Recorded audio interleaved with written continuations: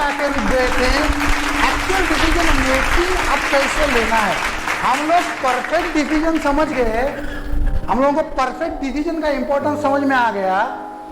हम लोगों को बिग ग्रेट डिसीजन इंडिविजुअलिस्टिक या एज ए एंटरप्रेन्योर एलिवेट करके आगे जिंदगी के मकाम में लेके जाएगा, अपनी कंपनी आगे एलिवेट हो जाएगी। यहां तक हमने देखा था। We also had words about emology chart and all those things, emology filters and all. With the actual 10-point factory, जो 10 point factory है, वो 10 point factory अपने अंदर आत्मसात कर पाओगे, then and then you will be a professional company or a professional individual who will be taking the decisions by way they should be taken. Let's go to the first part, reaching Gautam Buddha or Manas Sarovar state for performance state. देखो performance state के लिए हमें मानस सरोवर Gautam Buddha stage को आत्मसात करना। अब question ऐसा है कि कैसे। ओके, सेकंड पॉइंट है मेंशन एब्सोल्युटली क्लियर ऑब्जेक्टिव। आप डिसीजन लेते हो, आपका ऑब्जेक्टिव एकदम बिल्कुल क्लियर होना चाहिए। ये जो मैं डिसीजन ले रहा हूं उसका ऑब्जेक्टिव क्या है, a very very clear objective. आप बोलेंगे केदार भाई नया क्या बता रहे हो, मैं आपको बताने वाला हूं क्लियर ऑब्जेक्टिव और फैक्टर्स। जो आप आगे फैक्टर्स बनाते हो उसमें बहुत सारे लोचे लपाटे, फैक्टर्स और क्लियर ऑब्जेक्टिव, बहुत लोग उसको भी मिक्स कर देते हैं। फैक्टर्स क्या है, सब फैक्टर्स क्या है, ऑब्जेक्टिव क्या है। आपका ऑब्जेक्टिव क्या है, पैसा बनाना ऑब्जेक्टिव है, सेल्स ग्रोथ ऑब्जेक्टिव है, प्रोडक्ट ग्रोथ ऑब्जेक्टिव है। ऑब्जेक्टिव क्या है, bring out all the factors relate to clear objective. आपको फैक्टर्स निकालने हैं, पहले तो क्लियर ऑब्जेक्टिव बनाना है कि मेरे ऑर्गेनाइजेशन के विजन क्या है, गोल क्या है, मेरा विजन क्या है, मेरी कंपनी की दिशा कहां है एग्जैक्टली, मेरा विजन क्या है। वो विजन के बाद में उसके लिए क्या क्या फैक्टर्स है, सब फैक्टर्स क्या क्या है। Managing self emotions and reading for next decision. ये जो डिसीजंस आप लेंगे उसमें आपको आपकी इमोशंस को मैनेज करना पड़ेगा।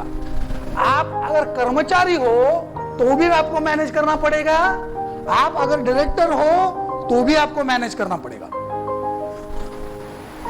एट बोथ एंड्स आपकी डिसीजंस को आपको मैनेज करना पड़ेगा। एज ए इंडिविजुअलिस्टिक भी आपको इमोशंस को मैनेज करना ही पड़ेगा।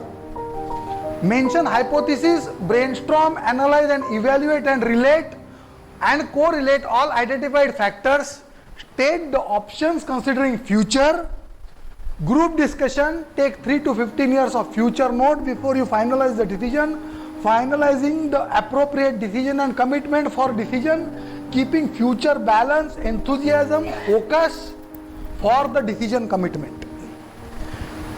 ये फैक्ट्री है डिसीजन मेकिंग की। अब आप बोलेंगे कि यार मैं अब काम में फंसा हूं, अब ये सारी चीज मुझे करनी पड़ेगी, तो मेरी तो नैया छूट जाएगी, मेरी तो गड्डी छूट जाएगी। पहले मुझे याद करना पड़ेगा केदार जोशी, फिर उसका गौतम बुद्धा को याद करना पड़ेगा, फिर मुझे काम होना पड़ेगा, फिर dear friends, but that is the fact. आप देख लेना, जो बड़े बड़े कलाकार, बड़े बड़े सीईओ, चेयरमैन, जो बड़े बड़े लोग होके गए ना, वो हेस्टिली काम नहीं करते हैं, हेस्टिली काम नहीं करते हैं, बिल्कुल काम होते हैं, कंफर्टेबल होते हैं, एग्रेसिव होते हैं बात में एग्रेसिव होंगे, लेकिन काम होते हैं, अंदर से बिल्कुल काम होते हैं, कंप्लीट कंफर्ट होते हैं, अनटेंस्ड होते हैं। मैं क्लियर ऑब्जेक्टिव की बात कर रहा था, मैं फैक्ट्री की बात कर रहा हूं, मैं अपने आप को डालने की बात कर रहा हूं। ये जो डिसीजन है ना, मेकिंग ऑफ डिसीजन अंदरूनी चीजों से रिलेटेड है, अंदरूनी साइक।